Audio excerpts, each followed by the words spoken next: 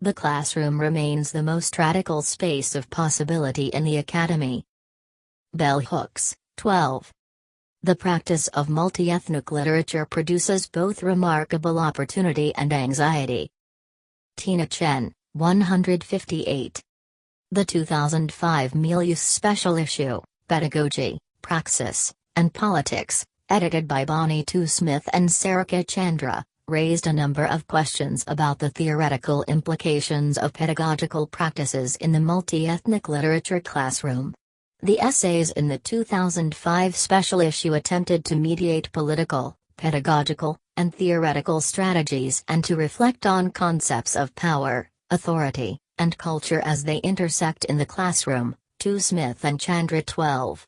Accordingly, they called into question the assumption that pedagogical praxis is divorced from theory, negotiating a range of topics, from the state of the field in the academy and debates over the canon to challenges teachers face in various institutional and political contexts. In the 12 intervening years since its publication, many of the same issues, including anxiety and discomfort in the classroom, color blindness, race fatigue, institutional racism, marginalization of communities of color, and job insecurity, have continued to influence the pedagogy, praxis, and politics of teaching multi-ethnic and indigenous literatures in the United States. One rapid political, social, and cultural changes, technological developments, and changing demographics of college and university students in the United States have also compounded these issues in the past decade. The anxieties produced by these shifting tides in academia have occasioned several well-attended panels on pedagogy at the annual Milius conference in recent years, as scholars and teachers continue to navigate these challenges in the classroom. Building on these recent Milius panels, roundtables, and conversations on critical pedagogy, we issued a call for papers in the summer of 2015 seeking work on pedagogical approaches to U.S. multi-ethnic literature in what we termed quite broadly anxious times to reflect the growing collective awareness of the violence perpetrated on Black and brown bodies and larger political and institutional changes that threaten our disciplines. We asked, how have our pedagogies changed to acknowledge not only the death of Michael Brown, who was shot in 2014 by a white police officer in Ferguson, Missouri, but also numerous other unarmed people of color who continue to die at the hands of police officers, such as Eric Garner in New York City, Ezell Ford in California, Tamir Rice in Ohio, Sandra Bland in Texas, Freddie Gray in Maryland, and Luis Rodriguez in Oklahoma. We also invited contributors to consider our current historical moment, when racial and ethnic demographics are changing, the alt-right is on the rise, programs such as Mexican American Studies and Ethnic Studies continue to come under institutional and community scrutiny or to be slashed by budget cuts, professors are reported to conservative professor watch lists, and growing movements such as Black Lives Matter, immigration reform groups, and indigenous activists continue to challenge assumptions about a post-racial United States. To extend the conversations in the Milius 2005 special issue and the journal's earlier 1989 special issue on the topic ethnicity and pedagogy, we welcomed both theoretical essays and articles exploring strategies in the classroom. Edward Difkovic, who edited the Milius 1989 issue on pedagogy, expressed hope that teachers of multi-ethnic literature would no longer be perceived as the enemy of the American literary canon. The collection responded to its key historical moment following the culture wars and attempts to integrate the social awareness generated by the civil rights movements of the 1960s and 1970s into school curricula at a time when ethnic studies programs, if they existed at all, were still segregated. To the authors of the essays in this issue approached the topic of canonicity and student and institutional resistance to ethnic material, Difkovic 1-3. Although this first pedagogical issue focused more on celebrating the few victories in the teaching of multi-ethnic literatures across the United States, it also called attention to possibilities of reconceptualizing American literature.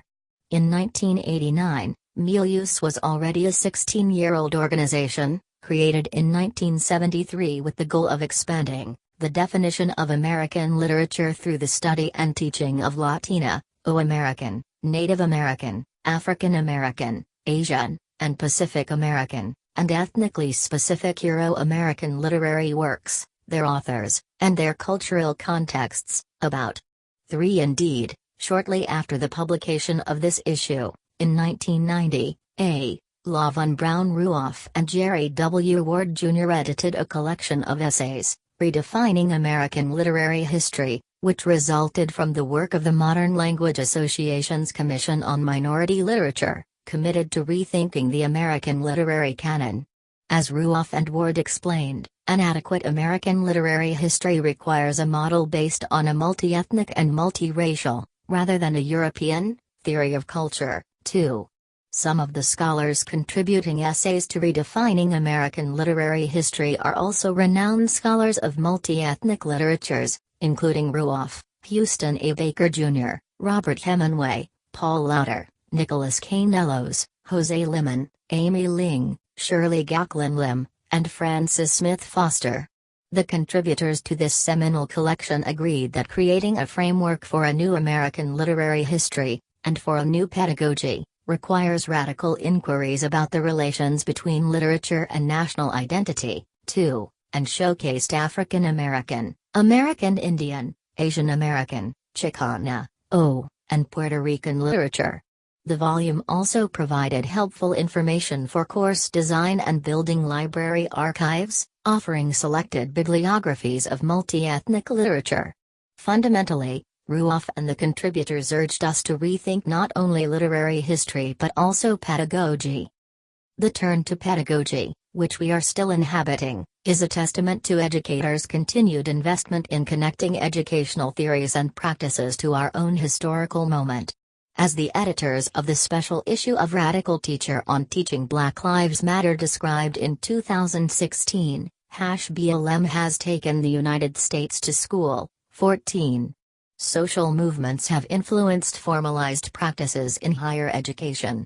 For example, in September 2016, responding to the threats on Native American lands and continued violations of treaties between the U.S. government and indigenous sovereign nations, the New York City Stands with Standing Rock Collective circulated the #Standing Rock syllabus online through a non-academic site created by academics and activists in response to the proposed construction of the Dakota Access Pipeline, DARICO.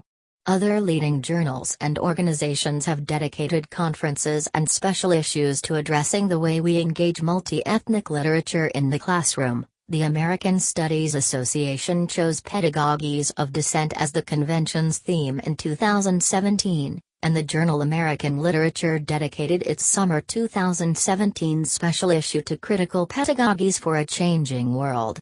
This special issue of Milius also turns to pedagogy, revisiting many of the concerns the authors in the 2005 and 1989 editions raised but engaging issues specific to multi-ethnic studies today, from campus activism and vulnerability, of teachers and students, especially students of color, to teaching multi-ethnic literature at two-year colleges, linguistic diversity and challenges to standard English, the cultural logic of racism, post-racial identity, and challenges to color blindness.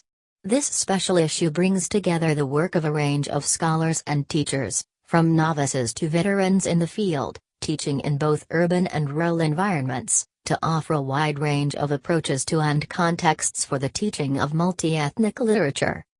From the recent white supremacist march on the University of Virginia campus in Charlottesville, Virginia, to daily micro and macroaggressions faculty and students of color face, racism on American campuses is alive and well, a reality we signal by using the image of a student protest in a Colorado college town on the cover of this issue.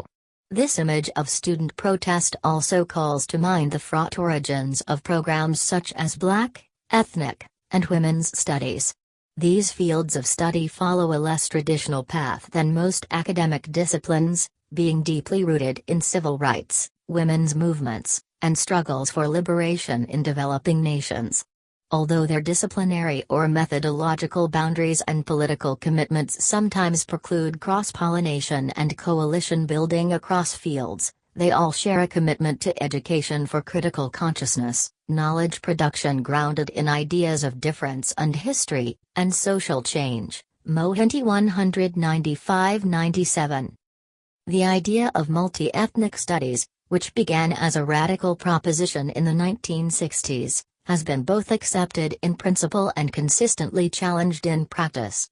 By 2000, the American Association of Colleges and Universities reported that a majority of U.S. institutions required students to take a diversity course to graduate. Schneider. However, while multi-ethnic studies seems to be fully integrated into higher education, the question of how it is integrated still remains a point of contention, fueling the work of our contributors. Without exception, the authors in this special issue engage what David Palumbo describes as critical multiculturalism, aimed at recovering the marks of historical and ideological contradiction in order to map out possible spaces of resistance, too. Fundamental to this process is the rejection of what Anna Louise Keating calls the common-sense idea that ethnic identities are permanent, unchanging categories of meaning based on biology, family, history, and tradition. 96. Instead, critical multiculturalism reveals the interplay of complex hybrid identities. The authors of the essays in this issue draw on history, sociology, linguistics, critical race theory, and cultural studies to reveal the interplay of different power structures in the production of knowledge. Challenges to whiteness and white authority have long been at the heart of knowledge production in ethnic studies, or what Louis Arrieta Jr. and Margarita Machado Casa call white stream schooling, as they argue that ethnic studies is a threat precisely because it validates the knowledge systems of people of color, too. The criticism of ethnic studies programs, however, goes beyond the K-12 curriculum. On college campuses, such criticism takes multiple forms, including arguments that some ethnic studies programs serve only the students whose ethnicity the field studies or that they promote group solidarity at the expense of excluding other groups. In 2010, HB 2281, signed by Arizona's Governor Jan Brewer, prohibited public schools from offering classes in ethnic studies, targeting a specific program in Mexican American Studies in Tucson, and proposed that students be taught to treat and value each other as individuals and not to be taught to resent or hate other races or classes of people. In response to attacks on ethnic studies programs in the United States, the Modern Language Association issued a statement on the value of ethnic studies programs in February 2013, arguing that they are integral to an understanding of American national identity and the American National Project and that they are legitimate fields of inquiry and not of propaganda. Although the use of the term value in the title of the statement reifies the same argument the MLA was trying to dismantle, that the ethnic studies programs are less important than the more established programs in languages and literatures despite a history of over 40 years of existence. The statement reaffirmed that the ethnic studies programs under scrutiny in some parts of the United States offer a broader understanding of the histories and cultures of the United States. Implied in the MLA statement, beside the idea of the intrinsic value versus the cost of maintaining ethnic studies programs, is the idea of changing demographics, both in our classrooms and in the country, a concern several authors in this issue share.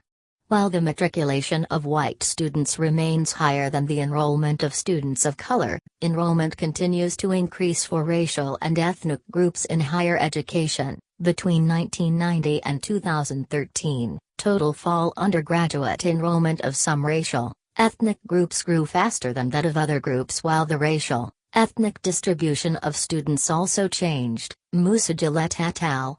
Specifically, African American and Latina, student enrollment grew substantially at 5% and 11%, respectively. Several of the authors in this special issue ask how our pedagogy should change to reflect the increasing diversity and perspectives of our classrooms. Data has shown that, for white students at least, Enrolling in diversity courses increases critical thinking, moral reasoning, and interpersonal skills, yet, Nicholas Bowman's 2010 research on the impact that diversity courses have on increases in well-being and diversity orientation found that white students benefit substantially from taking multiple diversity courses, while students of color reported no significant gains from taking 2 courses. In an earlier 2009 study, Bowman also found that cognitive gains associated with diversity coursework were also greater among white students than among students of color, 560. While many of us are educated or teach at primarily white institutions, PWIs, changing demographics call for rethinking our pedagogies, as the authors in this issue urge us to do. The post-Obama era also serves as a touchstone for several articles in this special issue. While we collectively recognize and celebrate the historic 2-time election of the first African American to the presidency, the election of Barack Obama also gave rise to right-wing proclamations that the United States had become post-racial, enabling further pronouncements of color blindness. If, the argument goes, an African American man can be elected president, then clearly racism has been eradicated. As Eduardo Bonilla Silva explains, this type of tokenism has narrowed the space for challenging race-based inequality, 52, further complicating our discussions of race in the multi-ethnic studies classroom. Even though colorblindness does not explicitly condone racist practices or violence, it nonetheless serves to uphold systems of oppression in the United States. As several of the articles argue, given the pervasive culture of colorblindness many of our students have been born into, a key task of the multicultural classroom is to first unseat this hegemonic view so that students may understand the lingering racism in the United States. Since the journal's 2005 issue, new developments in technology, the Internet, and social media have not only increased our anxieties but also offered new avenues for engaging students in the work of critical multiculturalism and social justice. The editors of a 2011 special issue of Radical Teacher on Teaching with Technology remind us that, although in the last 2 decades we have moved from a paper-based, print culture to an online digital culture, the world of electronic information is equally subject to the masking of the political, social, and economic structures that amplify some voices while dimming others, Drobinski, Clark, and Roberts 4. The proliferation of social media platforms in the past decade has added both anxiety and promise to our public and private lives. As smartphones have become more accessible, they have performed the double work of informing and misinforming us. Alerts appear on our phones and computers, prompting us to connect with the drama of the day, increasing our levels of both personal and social anxiety. Perhaps the clearest indicator of the centrality of social media to our lives is the current U.S. administration's penchant for tweeting directives and policy without any prior warning or conversation, thus further amplifying national anxieties, regardless of political affiliation. At the same time that technology has made many of us more anxious citizens and teachers in the current political climate, it has offered new platforms for activism and resistance. As several authors in this special issue demonstrate, social media has great potential as a pedagogical tool in the classroom. Sometimes derided as #activism, this new form of media activism, especially on Twitter, has helped disseminate not only news about political and social events but also pedagogical approaches to current events. The #BlackLivesMatter denotes a social protest movement that emerged in July 2013 as a reaction against the acquittal of George Zimmerman in the shooting of Trayvon Martin in February 2012. The hashtag more formally came to signify the Black Lives Matter movement after the shooting of Michael Brown in August 2014 in the wake of protests against police brutality in Ferguson, Missouri, and throughout the country. Because of the success of its organizing on Twitter, other hashtags soon followed, #HandsUpDon'tShoot, #ICan'tBreathe, and #JusticeForAll. As Dean Freelon, Carlton D. McIlwain, and Meredith D. Clark reveal after examining over 40 million tweets, The main goals of the users' employment of social media were education, amplification of marginalized voices, and structural police reform. The use of social media by movements such as Black Lives Matter reveals its increasing role in advocating for political and social change. In the Radical Teacher Special Issue on Black Lives Matter, 2016, Prudence Cumberbatch and Nicole Trujillo-Pagan theorize that social media hashtags function as a new form of archiving. They index, collect, and memorialize an ever-growing list of names of unarmed young black men and women who were murdered simply because they were perceived to be a threat by an armed, adult white male. 80. Similarly, #Pedagogy continues to educate readers by disseminating critical pedagogical approaches to current events through crowdsourcing initiatives such as the #Ferguson syllabus, #Standing Rock syllabus, #Immigration syllabus, #Lemonade syllabus, #Charleston syllabus, and, more recently, #Charlottesville syllabus. As Lisa A. Monroe argues, #syllabi assemble critical intellectual resources and promote collective study both within and outside of the academy during this moment of heightened racial tension. The intellectual intervention of these resources, primarily initiated by scholar activists, suggests a systemic deficiency of racially inclusive content in America's public school and university curricula. Monroe. As many of the authors in this issue point out, teaching race often leads to anxiety and discomfort in the classroom. In some cases, instructors choose not to approach uncomfortable or anxiety-producing topics. As Tu Smith and Maureen T. Reddy remind us in their award-winning book Race in the College Classroom, Pedagogy and Politics, 2002, a significant portion of university and college faculty members manage to ignore race in their teaching. 1. However, can we still afford to ignore race in the classroom? While discomfort and anxiety are tricky emotions to bring into the classroom, they may also be productive. 5. Megan Bowler proposes a pedagogy of discomfort as a method of critical inquiry in the classroom that begins by inviting educators and students to engage in critical inquiry regarding values and cherished beliefs. She does not advocate changing students' values but sees in the pedagogy of discomfort both an invitation to inquiry and a call to action. 176. She invites students to explore the space between emotions and beliefs, which may be an exercise in discomfort, and to examine how their emotional attachments to values or categories, such as race, gender, or ethnicity, are shaped by social, political, and historical forces. 180. Like bell hooks, Bowler sees the classroom as a place of social and political struggle. As Tina Chen argues in the 2005 special issue on Pedagogy, teaching about issues of race and cultural difference can be, perhaps even should be, fraught with anxiety and discomfort. 170. A willingness to practice a pedagogy of discomfort, therefore, involves a willingness to question our students' inherited beliefs and assumptions. A pedagogy of discomfort in the classroom, however, is a risky enterprise as many institutions continue to rely heavily on student evaluations in tenure and promotion decisions. 6. Such institutional anxiety and changes in the profession, particularly the corporatization of U.S. universities and the erosion of the tenure system, also inform our critical pedagogies. Given the alarming increase in adjunct labor and administrative bloat, coupled with a decrease in faculty governance and tenure protections, long-term, productive employment in colleges and universities becomes more elusive.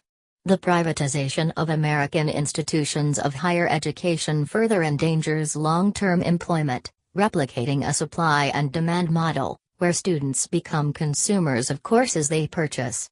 Ethnic studies professors find themselves increasingly the target of lower course evaluation scores based on the very content they teach. Indiana 20005, Tu Smith and Sarika Chandra asked, Hi, when multi-ethnic studies have attained a stable presence in the classroom, do teachers and scholars continue to encounter a lack of institutional support and what are often negative evaluations of faculty who teach multi-ethnic studies? 3.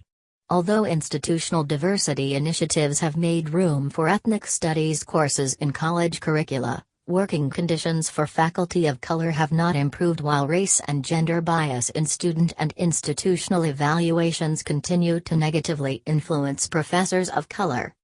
If we acknowledge that teaching race requires discomfort in the classroom, and that experiencing discomfort often correlates with perceiving the course as bad, then those who address race in the college classroom may have to accept the reality of lowered course evaluations that can damage, if not deny, tenure and continued employment.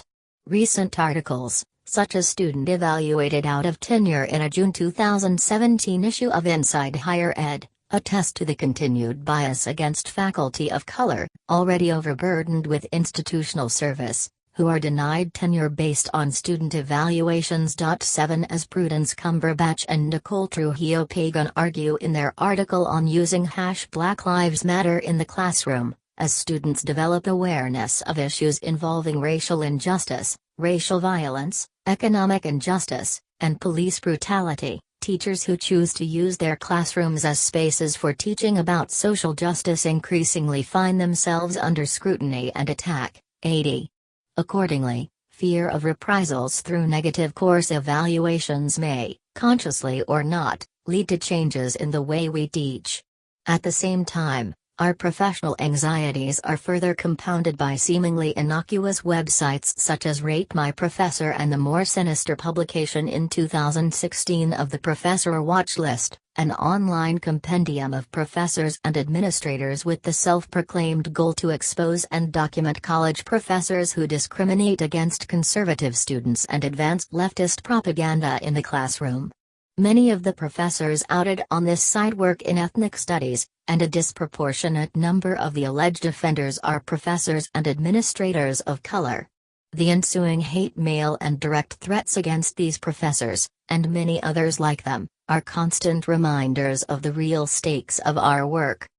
The focus on pedagogies of social justice fuels the work of many contributors to this special issue.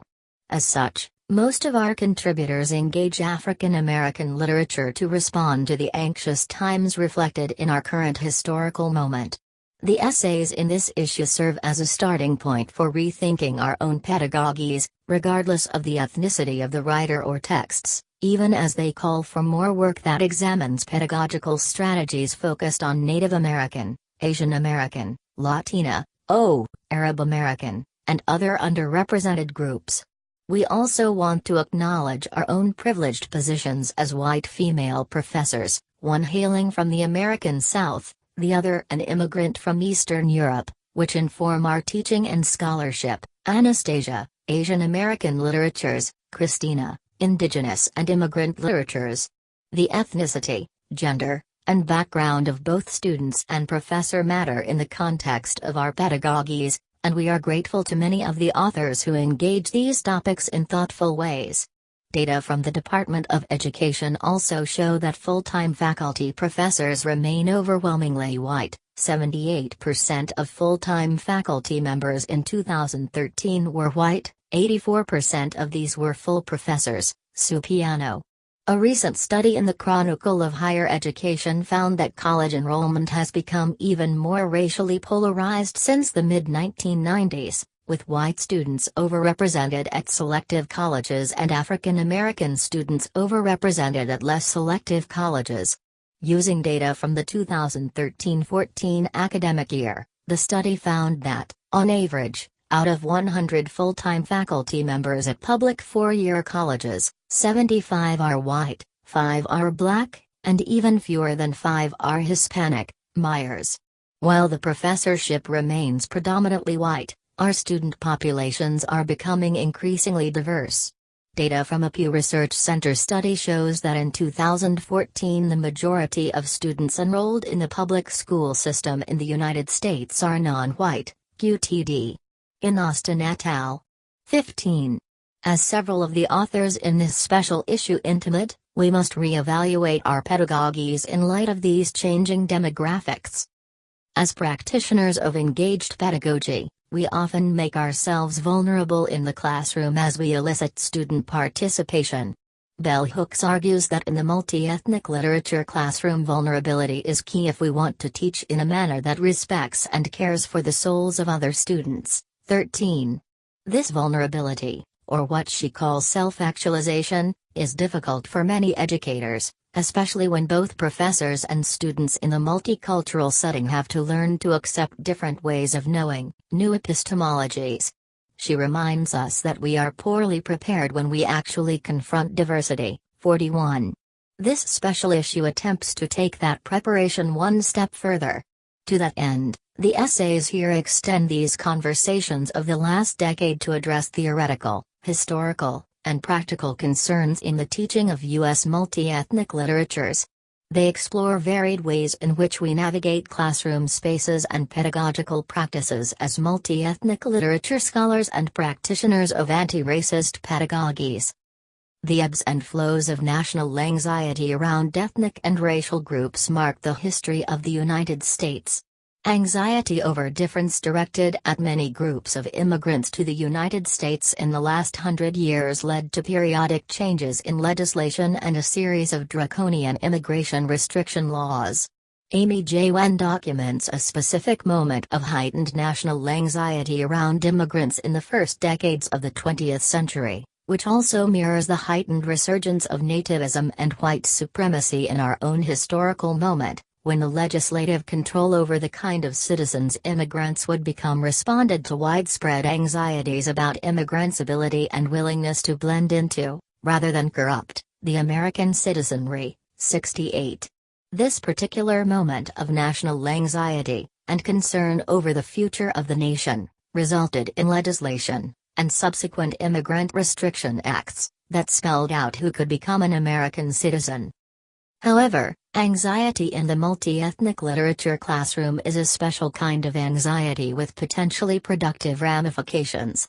If we agree with other radical educators, such as Paulo Freire, Hooks, or Chandra T. Mohanty, that the classroom is not a mere site of instruction but also a space of struggle for meaning and power, we are poised to position ourselves in anxious yet productive spaces.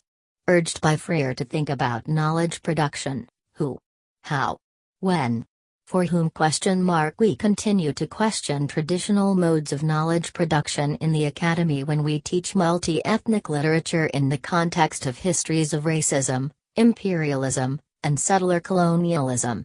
Encouraging students to participate in this process of knowledge production, through what Freire has aptly called the problem-posing, 86, model of education, an antidote to the banking concept of education, which he reads as an instrument of oppression. 72 gives our students agency in the process of knowledge production rather than relegating them to knowledge consumers.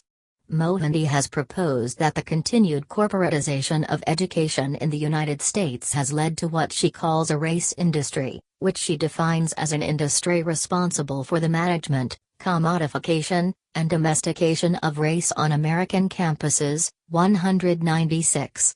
This domestication consists of appropriating race and difference, a practice attributed to cultural pluralism, increasingly criticized for attempting to valorize differences and, in the process, erasing or historicizing them. Keating 9. This practice of race domestication also reflects anxieties about difference, which often leads teachers to adopt pedagogies of accommodation. As a corrective, Mohanty calls for decolonizing our pedagogical practices, a difficult task that requires rethinking not only the relation between knowledge and learning, as Freire proposed in his groundbreaking Pedagogy of the Oppressed, 1970, but also that of student and teacher experience. Theorization and politicization of experience is imperative if pedagogical practices are to focus on more than the mere management, systematization, and consumption of disciplinary knowledge. 201.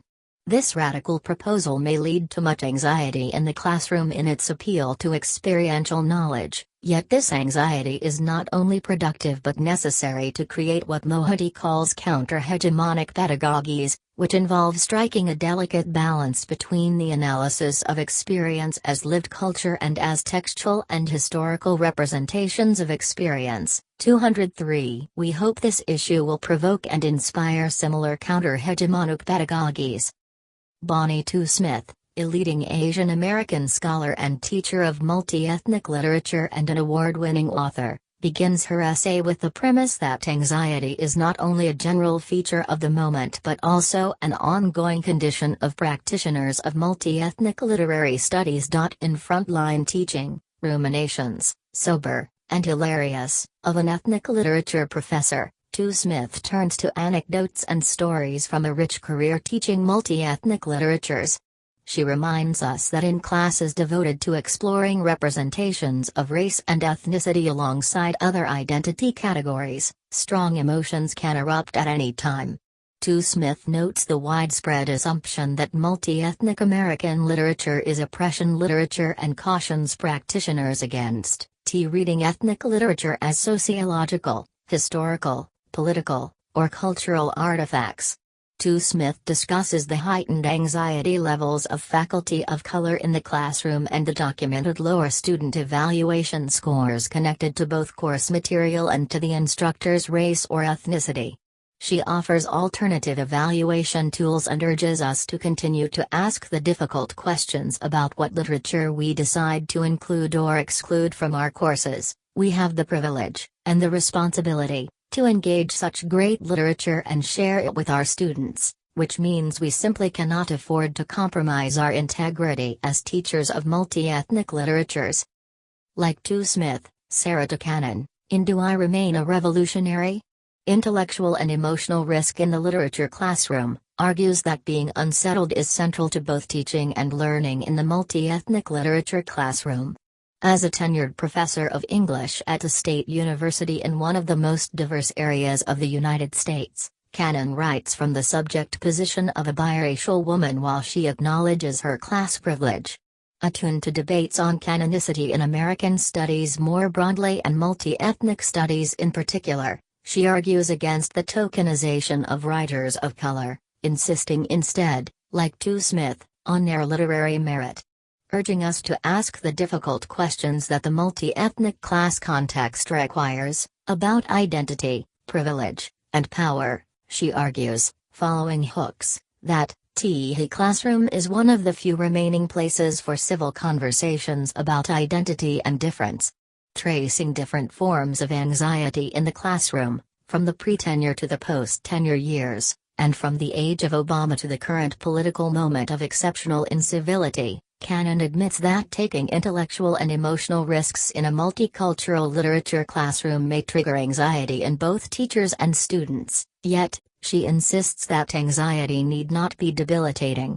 She finds Buller's pedagogy of discomfort productive in that embracing our own discomforts and encouraging our students to do the same may lead to revolutionary teaching. Cannon argues that her own teaching is revolutionary, not because she is committed to teaching, reading, and thinking about marginalized and silenced voices but rather because she strives to unsettle what we think we know about ourselves and the world. In his article, Pedagogy and Its Anxieties in the Post-Race Era, Teaching George Schuyler's Black No More, Sterling Lecater Bland Jr. re-evaluates his pedagogical approaches to teaching African American literature in the context of both the diversity of his classrooms and the current historical moment and its impulse to race neutrality. He starts by questioning what it means to his students to be Black in America, especially in a society that often embraces colorblindness and assumes a post-racial society. To answer this question, Bland first confronts colorblindness by reconnecting history to racial identity as race and its performances never exist completely beyond the boundaries of history. He turns to George Schuyler's satirical novel Black No More, 1931, which focuses on a process whereby blackness can be removed, therefore removing racism and bias. In his reading of Schuyler's novel, Bland argues that its preoccupation with skin color lays bare the limitations of color blindness and reveals the deeper, systemic basis of cultural oppression as entangled with capitalism, economics, and class.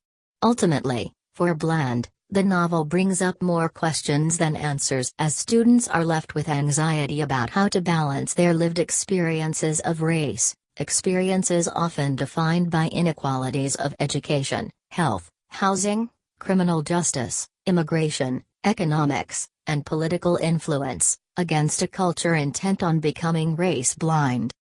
Like Bland, Jessie LaFrance Dunbar's teaching satirical literacy and social responsibility through race comedy also proposes using satire in the classroom to respond to claims of post-raciality in the Obama era.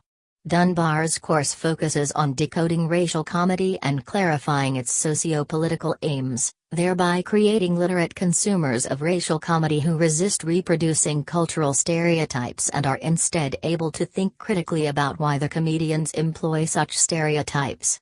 As Dunbar explains, she wants her students to recognize that hen laughter is not followed by an attempt to derive higher meaning. It is possible to re-traumatize people who are impacted, in tangible ways, by these stereotypes. She focuses on the satirical work of Dave Chappelle and Amelio and connects literary theory to contemporary conversations on microaggressions, stereotypes, and their possible repercussions on students in our classrooms. Part theory and part praxis, Dunbar outlines course activities while also exploring how she uses racial comedy to investigate social and political constructions of race, internalized bias, and objectification. Mary I. Unger turns to the classroom as not only a source of possibility in academia, in Hooks's terms, but also a source of justice. In Literary Justice in the Post-Ferguson Classroom, Unger prompts us to think about the ethics of the post-Ferguson classroom. She asks, in this moment of increasing student outrage over legal injustices, what kind of justice can the classroom offer? Unger, who teaches at a small, predominantly white institution, where student activism has resurged in recent years in response to what she calls state violence against black bodies, is interested in the role of the literature classroom in educating against racial injustice. How does the literature classroom engage this conversation about activism, racial injustice, and education? She also asks, what might literary justice look like?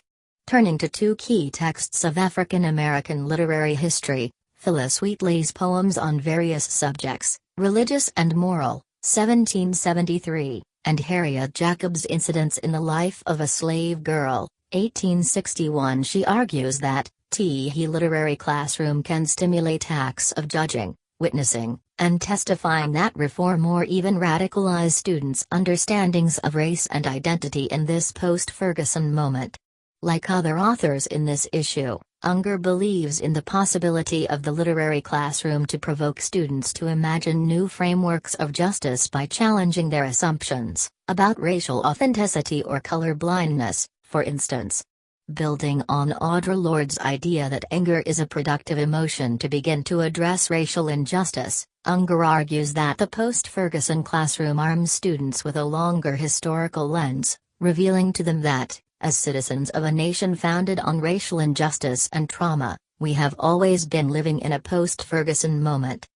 Cristina Accomando also navigates both history and politics in Troubling the Beat Inevitable, Brooks, Ellison, and the Cultural Logic of Lynching. By focusing on history, Accomando adopts a pedagogy of teaching the conflict that contextualizes both Gwendolyn Brooks's poem, A Bronzeville Mother Loiters in Mississippi. Meanwhile, A Mississippi Mother Burns Bacon, 1960, and Ralph Ellison's posthumous short story, A Party Down at the Square, within the long history of racial lynching in the United States. She argues that both writers craft a visceral telling of interpersonal violence while also unveiling the structure of racialized violence as a tool of white supremacist capitalist patriarchy. To approach the literature of lynching, she suggests attending first to point of view. Such a focus forces the readers into the perspectives of both the lynched and, more often, the lyncher. Accomando argues that, although we may want to read the narrators of these works as good or bad, attending to point of view resists such an easy analysis and forces students to reconsider structures of power, systemic racial violence, and the silent complicity of witnesses and bystanders. Most powerfully, she connects classroom discussion to contemporary events, local activism on her campus, and larger national movements such as Black Lives Matter.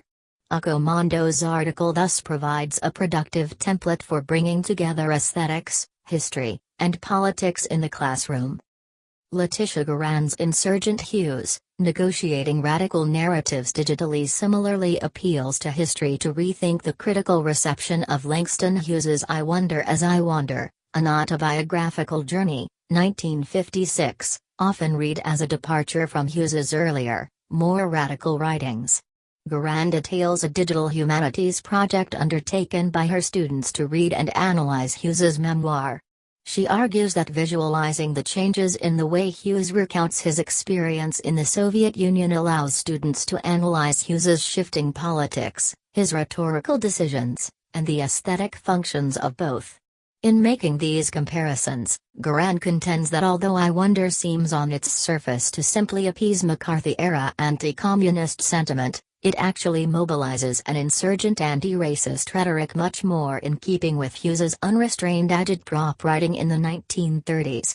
Guerin invited her students to use digital tools, archival research, literary criticism, and Hughes's little-known pamphlet, A Negro Looks at Soviet Central Asia, 1934, to create hypotheses for why Hughes may have chosen to include, rewrite, or omit certain events in I Wonder. This project yielded digital books that offer a parallel display of the 1934 text and of the subsequent rewritings. They allow readers to trace, visualize, and interpret Hughes's interventions.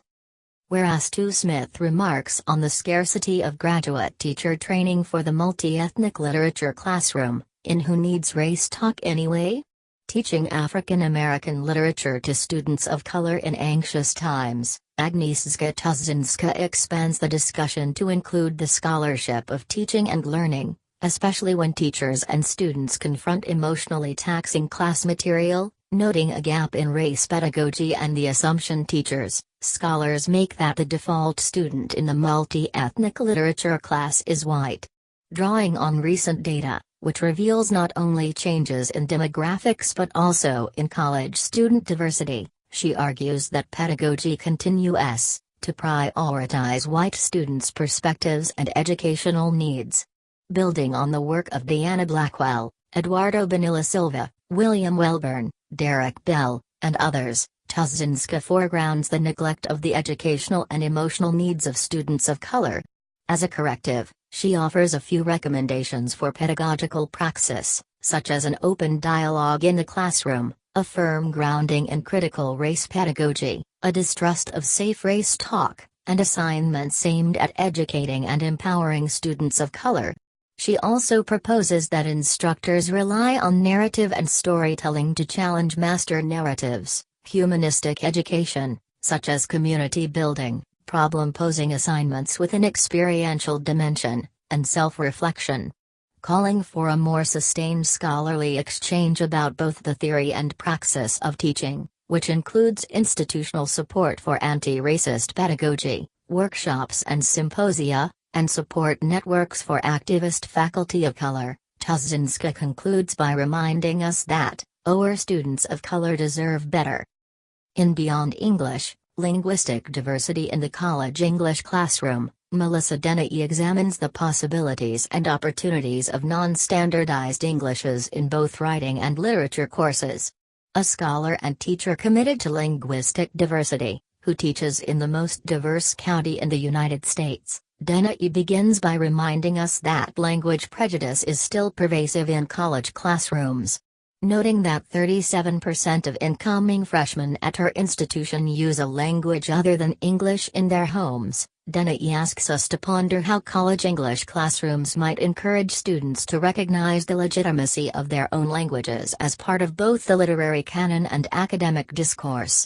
She suggests several ways in which college English faculty could make classrooms, courses, and the discipline more linguistically diverse by reading other Englishes in classes, addressing topics such as bilingualism and hybrid Englishes, locating linguistic diversity in student writing, and moving beyond code switching. However, advocating for other Englishes brings about its own set of challenges, from changing language attitudes and prejudices in college faculty to decentering standardized English in the classroom to create and sustain more linguistically diverse classes. Proposing a set of strategies, assignments, and teaching approaches, DNI ultimately remains optimistic about the possibility of moving beyond English, even though creating more linguistic diversity in our classes may challenge long-standing and entrenched views of English as a field.